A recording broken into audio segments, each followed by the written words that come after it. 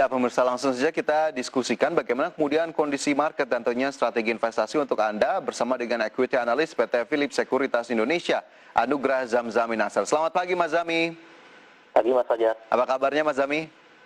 Baik, Alhamdulillah. Baik, Alhamdulillah, luar biasa. Mas Zami, di jelang libur Imlek ini, di hari ini dan juga di kemarin IHSG akhirnya berhasil ditutup positif. Nah, bagaimana kemudian hari ini prospeknya seperti apa? Tapi sebelumnya saya ingin juga tanyakan bagaimana kemudian dinamika market global sampai dengan kemarin, Mas Zami?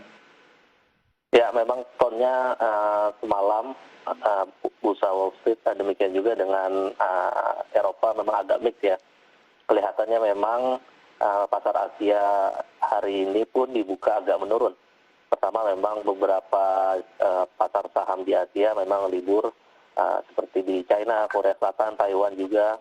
Kemudian juga semalam dari Amerika Serikat itu juga mengalami pelemahan khususnya di sektor teknologi ya, karena investor rasanya melakukan rotasi keluar dari sektor IT menuju sektor energi. Kemudian ada data dari inflasi CPI Amerika Serikat, inflasi umum masih ya rendah ya, 1,4% year on year, jauh di bawah target The Fed 2%. Kemudian inflasi inti atau core CPI-nya juga masih rendah gitu, 1,4%. Kurang lebih ya itu sih. Kemudian juga laju inflasi ini akan semakin cepat gitu ya, diyakini beberapa bulan ke depan, karena juga ini sebagai refleksi dari ekspektasi Kongres Amerika meluncurkan lagi paket stimulus yang bernilai lebih besar gitu, karena antisipasi juga dari perbaikan sisi perbaikan permintaan, yaitu juga semakin banyaknya jumlah orang yang divaksinasi vaksin COVID-19. Oke, jadi ada beberapa hal begitu ya, ada kongres stimulus dari Amerika Serikat, diperhatikan data terbaru terkait inflasi juga menjadi perhatian pasar. Kemudian juga era suku bunga rendah diprediksi masih akan berlanjut. Nah, terkait inflasi dan suku bunga ini sendiri, Mas Zami, apakah kemudian ini juga akan menjadi driver utama di market hari ini, terutama di regional Asia, ataupun mungkin market dalam negeri sendiri, Mas Zami? Ya betul, nampaknya sih akan mengekor sih pembukaan, kemungkinan ada penurunan tipis-tipis saja yang memang juga kemarin juga agak sideways juga ya pergerakan ya, ditutup memang menghijau sedikit. Hari ini kemungkinan juga demikian. Yang terakhir memang juga pasar kan nampaknya menunggu ketua The Fed Jerome Powell ya tentang komentarnya. Tapi semalam sudah dilakukan, nampaknya juga pasar tidak terlalu menghiraukan sih komentar yang terbaru. Meskipun tingkat pengangguran sudah turun ya 6,3%, tapi dirasa pasar tenaga kerja Amerika Serikat ini masih jauh dari posisi idealnya gitu ya. Tingkat pengangguran yang sebenarnya bisa saja Powell berpendapat mendekati 10% gitu. Jadi mungkin tidak terlalu dihiraukan pasar lah, karena turunnya juga nggak terlalu dalam ya semalam di Wall Street seperti itu.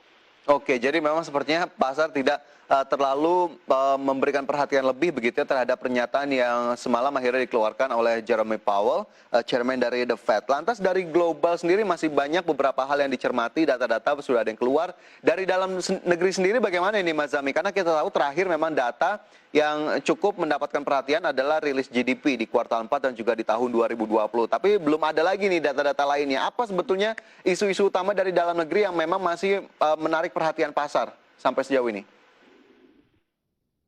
Ya memang utamanya yang paling ditunggu ialah emiten-emiten ya. Emiten melaporkan laporan keuangan maksudnya untuk full year 2020. Kemudian juga yang terdekat ada neraca perdagangan. Jadi akan dirilis Senin ya, tanggal 15 Januari.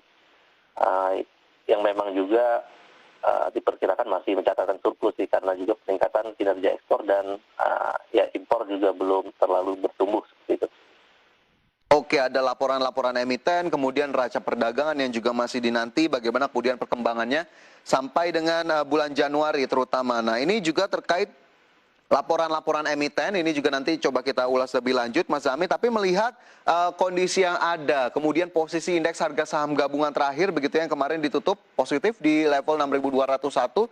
Lantas bagaimana kemudian proyeksi ke depannya sendiri Mas Zami melihat berbagai sentimen yang ada dan juga kondisi yang masih terus berlangsung saat ini?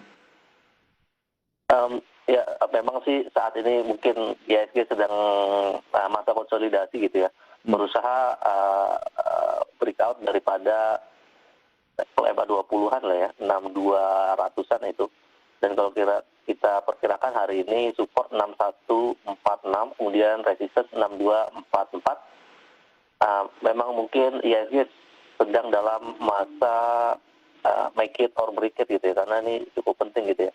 6220 lah ya, kurang lebih MA20 tersebut. Ini kalau misalnya berhasil close di atas itu mungkin untuk pergerakan minggu depan lebih baik gitu ya, dan juga akan berusaha rebound kembali mendekati level 6300. Jadi itu akan menjadi kunci juga sih beberapa hari ke depan seperti itu. Oke, beberapa hari ke depan, minggu depan juga diharapkan lebih baik, technical rebound juga berpotensi terjadi, sementara support terdekat tadi jika saya tidak salah catat 6146, kemudian resisten di 6244 begitu ya, ada level 6220 juga yang bisa diperhatikan pemirsa untuk laju indeks harga saham gabungan terkini. Lantas di hari ini berarti cukup berat laju IHSG mengekor tadi pelemahan di bursa global Mas Zami, level-level support berpotensi untuk ditembus berarti?